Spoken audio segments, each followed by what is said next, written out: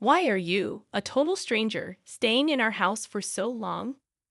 My sister-in-law scolded me angrily. After losing my beloved husband, I continued living with my in-laws. Wasn't I allowed to be there? I never thought you were this kind of woman. Leave as soon as possible, she insisted. Even my usually kind mother-in-law began criticizing me harshly. If that's how it was, I'd leave on my own. These were the words screamed in my heart, but I suppressed them. I understand, I said while vowing revenge. My name is Gina, and I am 40 years old. I work as an elementary school teacher. My husband, James, also an elementary school teacher at a different school, was 42 that year. We were married for 12 years. We met at the first elementary school I worked at after graduating from college. James, 2 years my senior, was a reliable senior colleague who taught me various things about school life. Through work, we were drawn to each other and eventually got married. I loved children and became a teacher to spend time with them, but sadly, we didn't have any children. My father-in-law passed away in his 50s before we got married, and James lived with his mother until I joined the family. Thanks to the real estate and other assets inherited from my father-in-law, my mother-in-law was financially secure. However, since the beginning of our marriage, we had decided to pay $2,000 monthly to my in-laws. We had a dream we wanted to realize. Despite needing to save for it, we regularly transferred money to my in-laws for utilities, food, and a small rent out of a sense of duty.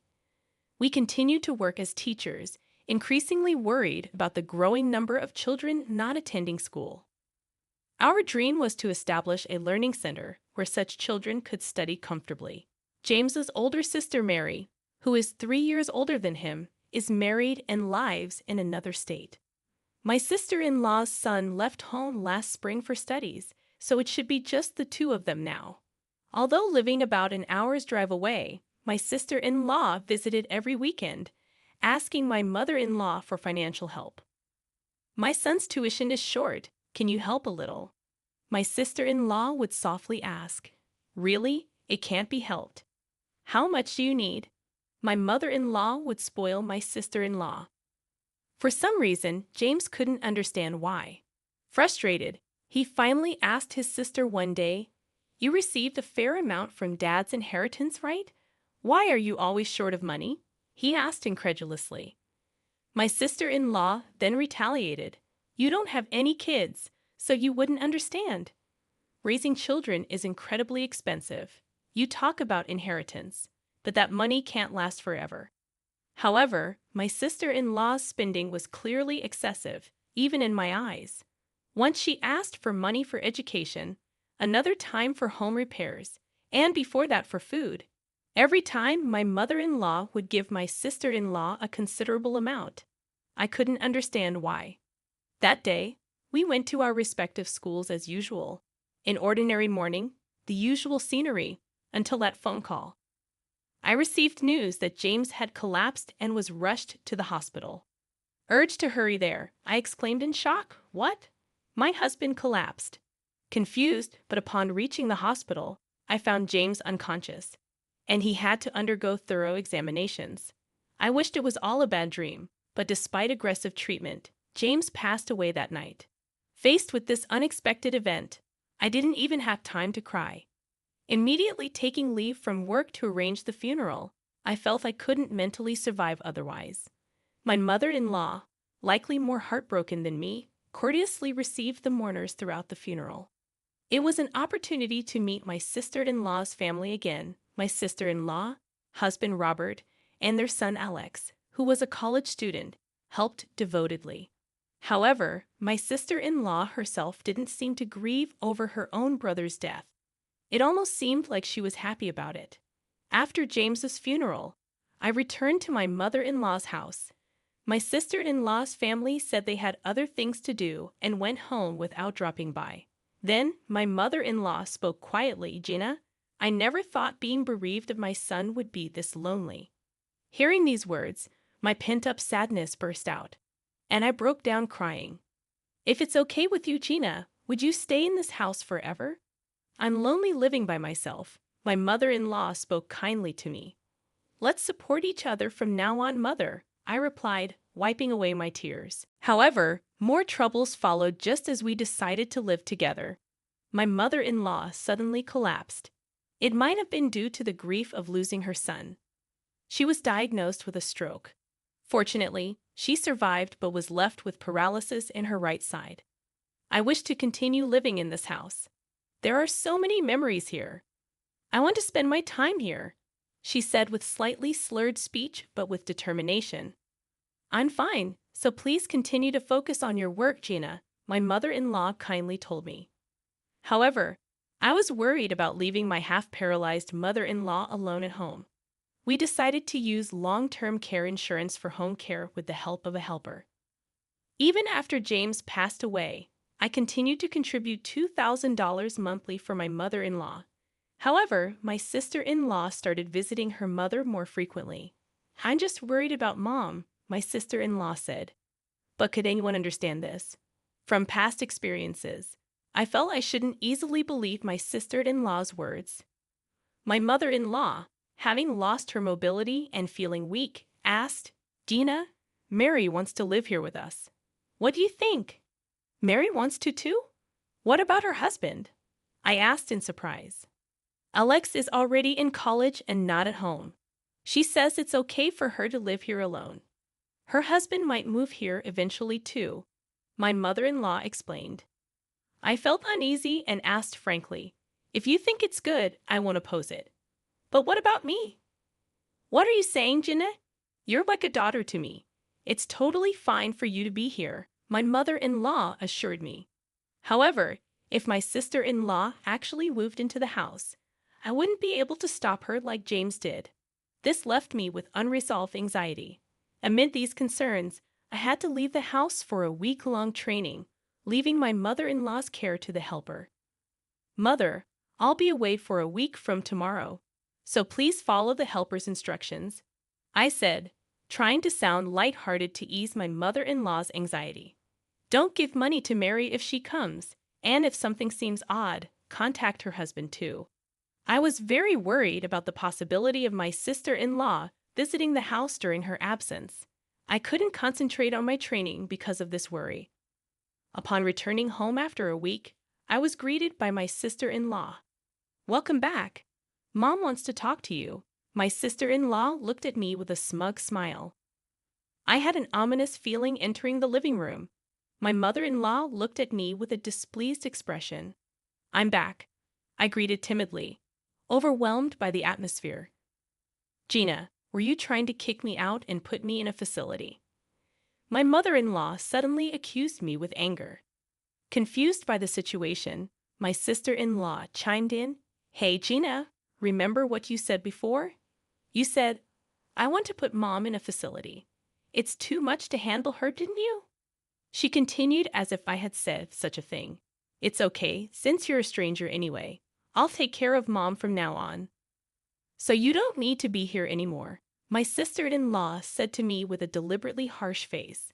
My mother-in-law also showed her anger, screaming at me with a fierce look. I can't believe it. You're a nuisance. Just leave quickly. Understood. I will leave. With no strength to argue back, I held back my tears and started packing my belongings, leaving behind the items filled with memories of James. I took only the essentials and left the house. Thank you for everything, I said at the entrance, to which my sister-in-law, eager to drive me out, said, You're still here? Leave quickly. A mix of sadness and frustration greatly disturbed my heart. Being driven out of the house, I returned to my parents' home without notice. What happened, Gina? What's with the luggage? My mother couldn't hide her surprise at my sudden return. Sorry for the suddenness, but right now, I don't want to talk about it. I'll go to work from here, so please leave me alone for a while. The room I used to occupy at my parents' house was now empty. I laid down the luggage on the floor and gazed at the ceiling, letting my thoughts wander. What did my sister-in-law plan to do with her own family? My mother-in-law had mentioned that Robert might eventually move in with her, but I never sensed such intentions from my sister-in-law. I wanted to think it was none of my business anymore, but I couldn't stay silent when I thought of my mother-in-law. Then, I remembered something. The day before James collapsed, he tried to tell me something and was about to hand me an envelope, but he was called away by his mother, and I never got to hear about the envelope from him. What could be inside it? Could it be a will? I was worried. Hesitantly, I opened the envelope and checked its contents. Seeing what was inside the envelope, I was astonished. The next day, I left for work from my parents' house, reported my training to the principal, returned to my duties, and ended the day as if nothing had happened. "Excuse me, I'm leaving now," I said as I prepared to leave. And a colleague said to me, "You must be tired from the training. It must have been tough losing your husband. Don't overdo it." However, the reason I was in a hurry to get home wasn't due to fatigue or the sorrow of James' death. I needed to contact Robert and ask about the situation with my sister-in-law. Considering it might turn into a serious conversation, I was hesitant to use my personal phone in a public place where anyone could overhear. On my way home, I sent an email to Robert expressing my desire to talk to him in person. "I have something to talk about regarding my wife, too," Robert replied immediately. When I got home, I locked myself in my room and called Robert. He seemed to have been waiting for my call and responded immediately. "Gina, I'm glad. I was just about to contact you." Robert started with a relieved voice. I told him about Mary staying at her mother's house and went on to explain that she was making false claims. "Oh, you are?" my mother said, surprised at Robert's sudden appearance. "Yes, he's the husband of my late husband's sister." "Mom, you've met him before, haven't you?" I explained. My mother couldn't immediately recall who he was but eventually remembered. "Yes, I've seen him before." Seeing my mother's realization and joy, I explained, "Actually, I wanted to consult him about my husband's family matters." After leading Robert to the living room and briefly exchanging greetings, I took out an envelope. "I want you to see this." The envelope contains several photos and a report. As I spread the photos and the report in front of Robert, he exclaimed in surprise, "What is this?" The photos showed my sister-in-law with a young man enjoying herself at a nightclub and heading to a hotel. The report from a detective agency detailed evidence of my sister-in-law's expenses. James entrusted this to me before he passed away, and since he died before we could discuss it, I had only recently looked at it. I explained the situation to Robert. James had suspected his sister of reckless spending and had secretly commissioned an investigation intending to discuss the results with me, but he passed away before he could. Robert trembled with anger at the photos. I thought she was frequently leaving the house, but to think she was doing this. With a sigh full of indignation, Robert said, "Gina, can you come with me right now? This situation can't be ignored." I had intended to do so from the start and nodded immediately. 30 minutes later, we arrived at my mother-in-law's house and rang the doorbell. "It's Gina." "I've come as promised," I said, and soon heard my sister-in-law's annoyed voice. "How long do you plan to make me wait?" The sound of unlocking the door came, and the door opened. "Come in," my sister-in-law greeted us, but upon seeing Robert, she tried to close the door. Robert quickly grabbed the doorknob. "Mary, we need to talk. Can you listen for a moment?" he said, holding the door. His voice was calm, but his anger was palpable. My sister-in-law struggled to close the door, but couldn't overpower the man's strength, and eventually had to leave it open. "Fine. What do you want?" she said, allowing us to stay at the entrance, seemingly not wanting my mother-in-law to be aware of Robert's unexpected visit. "Is that you in these pictures?" "Who's the man next to you?" Robert asked, confronting his wife with the photos. "Where did you get these? No way." Mary was shocked upon seeing the photos. "Do you remember?" "Well, who is this?" "Answer me." Robert, usually mild-mannered, pressed his wife. "Just a friend." "Can I have young friends?" My sister-in-law retorted, defensively. "Don't lie. I know everything." Robert yelled at her.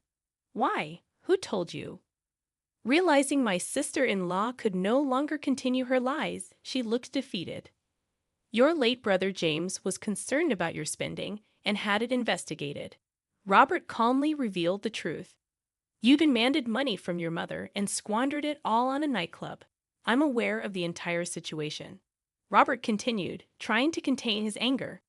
It's hard enough to pay for Alex's tuition, and you exhaust our living expenses and still dare to ask for more money. What a comfortable life, huh? He continued, his voice filled with rage. His anger did not subside. That's enough. I don't care if you leave us. We're getting a divorce, he coldly declared to her. What? My sister-in-law muttered in shock. Didn't you hear me? We're getting a divorce. I'll send the divorce papers later. Fill them out and send them back, Robert stated bluntly. At those words, my sister-in-law collapsed onto a seat. Later, my sister-in-law and Robert proceeded with the divorce through a lawyer and ultimately finalized it. They agreed to consider her spending at the nightclubs as a reason for compensation and to share the payment of Alex's tuition until his university graduation. However, there was a possibility that she might default on the payments, so they agreed that a lawyer would collect the payments monthly. After receiving her share of my father-in-law's inheritance, my sister-in-law had squandered it all on her expenses at the nightclub and then set her sights on my mother-in-law's property. But she found the bank account balance to be lower than expected, and her plan failed. In fact, it seemed that the money James and I had been giving my mother-in-law was used for living expenses and given to my sister-in-law as she demanded, leaving almost no savings behind. My in-law's house belonged to my mother-in-law, and there was probably no more money left to give to my sister-in-law unless the house was sold. I learned from the caregiver that my sister-in-law, realizing her failure, had abandoned my mother-in-law and left. Meanwhile, my mother-in-law continued to live a modest life alone with the help of the caregiver.